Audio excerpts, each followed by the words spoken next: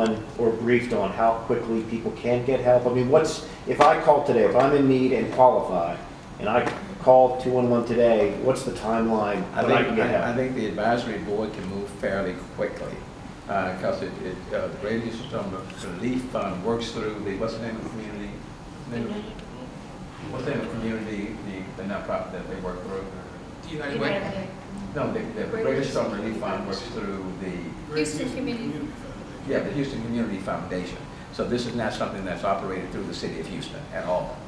So the Greater Houston Storm Relief Fund works through the Greater Houston Community Foundation, and then they work with the stakeholders like the United Way, Catholic Church, and others. But as soon as let's say if you make a request, it's my thinking that they could possibly provide assistance within, let's say, a week's time, if need be. And that's the whole the significance of this particular fund. Instead of having to wait, for example, for a long time, the goal is to try to get assistance to people very soon. And I'm going to test it because I certainly would like for them to assist some of the residents and businesses in that Kingwood area who have flooded 2 or 3 times since April the 18th. Mm-hmm. And so I'm going to strongly recommend to them for them to consider providing some assistance, financial assistance, to some of those individuals through these partners, and hopefully they can do something within a week's time. That would be my hope, certainly. But yes.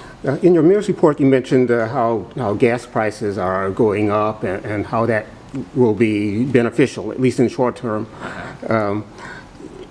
In the previous administration, there was also a lot of initiatives for alternative energies. We were talking about solar, we were talking about and so forth. Right.